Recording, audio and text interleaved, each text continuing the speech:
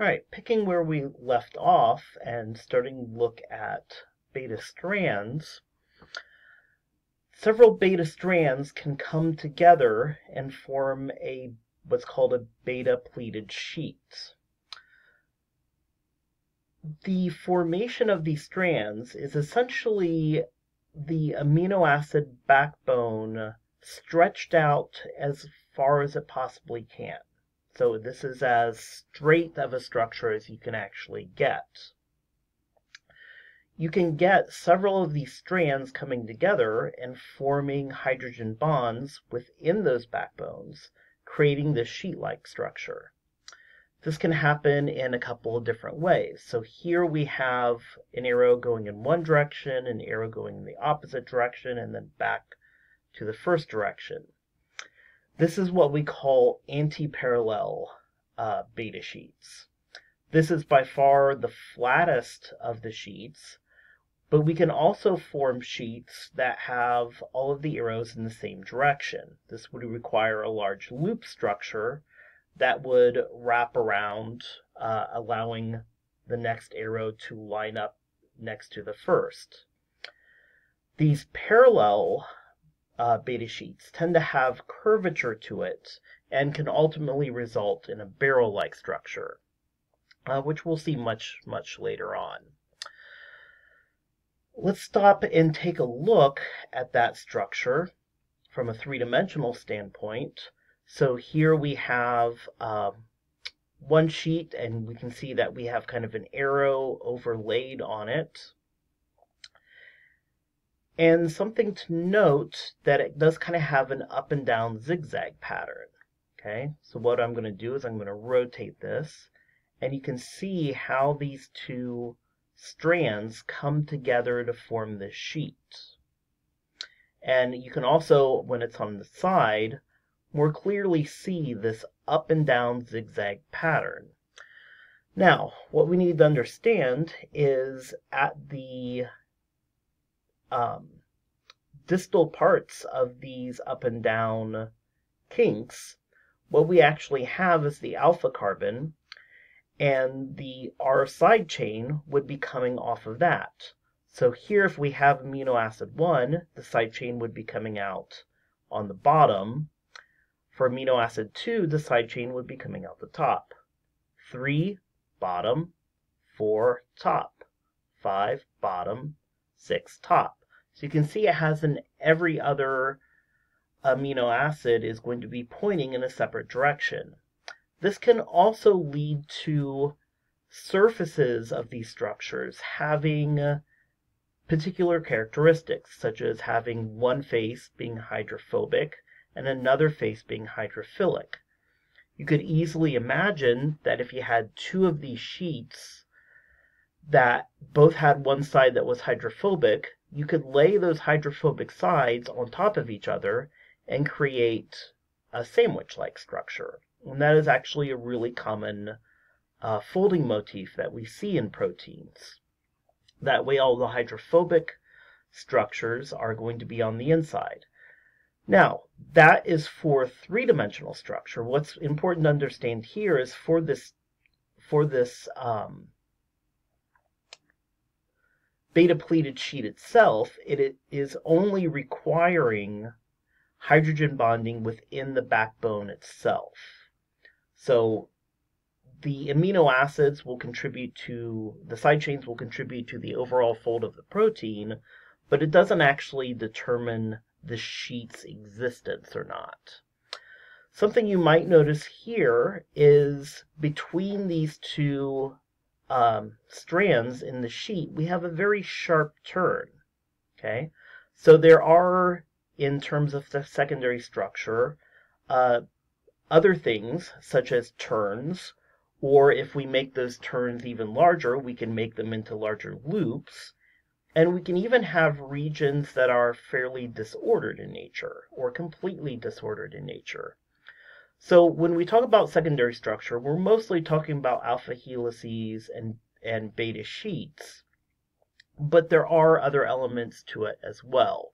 And again, the thing that holds at least these alpha helices and beta sheets, and actually some of these turn structures, is hydrogen bonds within the polypeptide backbone itself. Tertiary structure is the three-dimensional structure of the protein, and unlike secondary structure, which is all about the backbone and hydrogen bonds within the backbone, the tertiary structure is all about the R groups and those interactions between the R groups, and there can be several layers of interaction. One of the biggest is hydrophobic interactions. Hydrophobicity is one of the larger determinants for starting the folding process.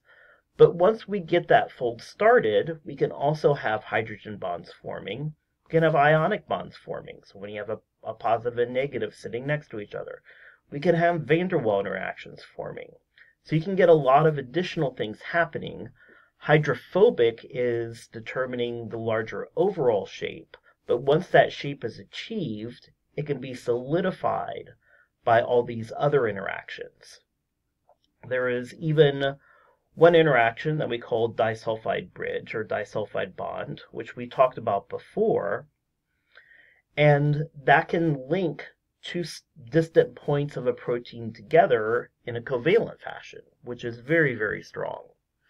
Let's take a look at some of those interactions here. So here we have this multiple loop structure here. Here we have some hydrophobic interactions that are folding these two pieces together. Once it's folded in on itself, you might see van der Waals interactions making this even stronger. Over here we have a hydrogen bond between two amino acid side chains. Here we have a disulfide bridge. And here at the end we actually have an ionic bond. So here's a negatively charged amino acid, positively charged amino acid, and the positive and negatives are going to attract each other. So unlike secondary structure, which is all about the backbone, tertiary structure is mostly about the side chains and is largely driven by hydrophobic interactions and then solidified by all these other things. The fourth level, quaternary structures, when we have multiple polypeptides coming together. And these multiple structures, or these multiple polypeptides can fold into an overall structure that may have a unique function in and of itself.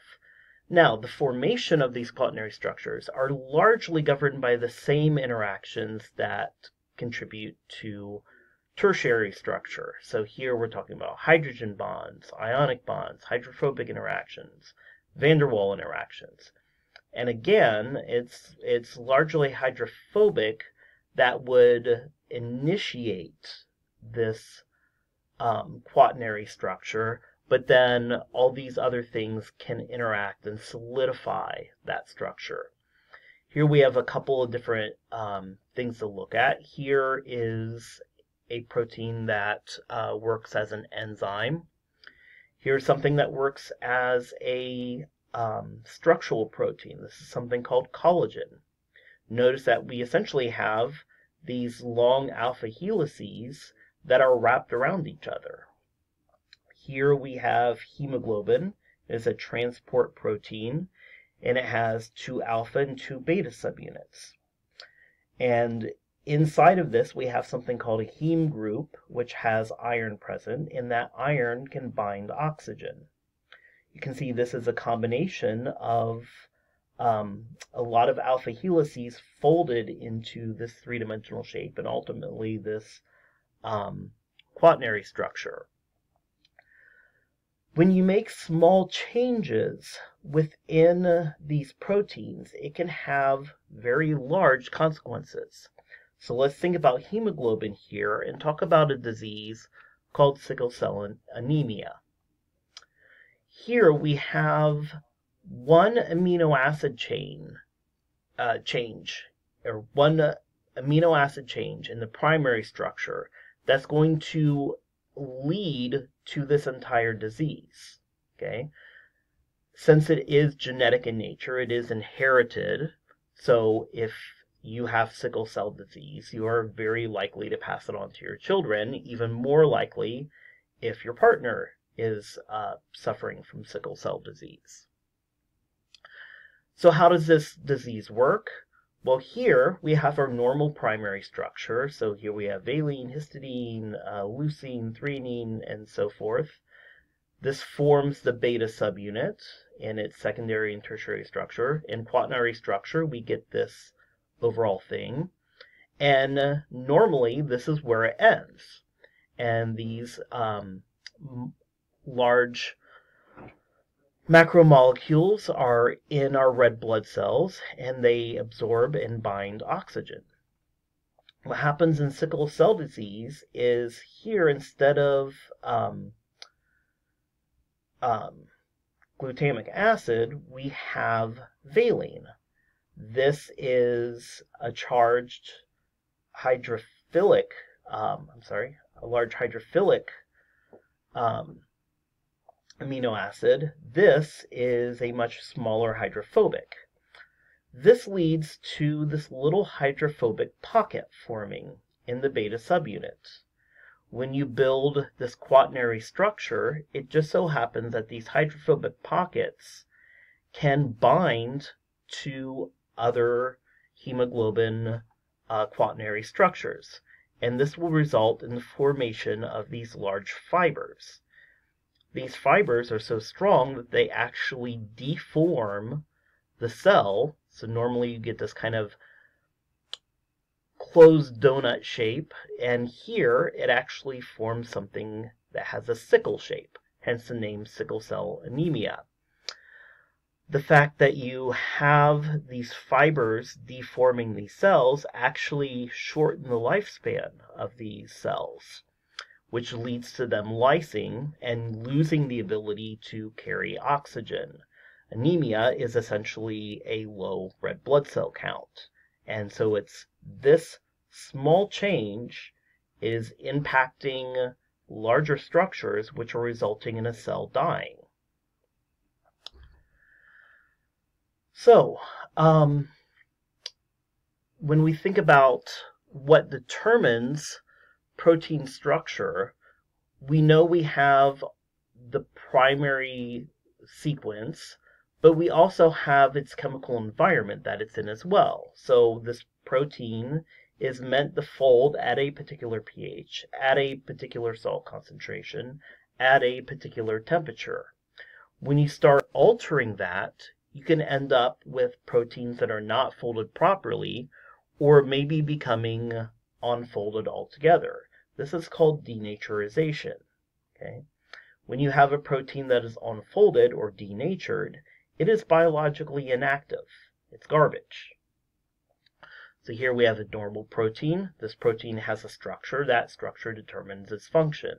We change conditions, we can denature it and cause a loss of function. On occasion, it is possible to renature this protein or to refold it. This becomes more and more challenging the more complex that protein is, and also becomes more challenging the more proteins are present. The reason why having more proteins present can disrupt this process is, remember that this three-dimensional folding is largely dependent on hydrophobic interactions. Well, if you have a lot of proteins present that have a lot of hydrophobic regions, it's just as easy for those proteins to hide those hydrophobic regions on top of each other as opposed to hiding it internally. So the more protein is present, the less likely it is to be able to refold a protein. And there are, in fact, some proteins that you cannot refold at all. A perfect example of this is what happens when you fry an egg, right? So you crack an egg open, it's liquid and kind of gelatinous inside. You put it under heat, that causes all the proteins to unfold. Remember, there's a lot of storage protein called ova-albumin in there. Those will unfold, and then as it cools down, it ends up sticking to each other and turning into a more or less solid structure that we see in a fried egg. We'll pick up on the next part.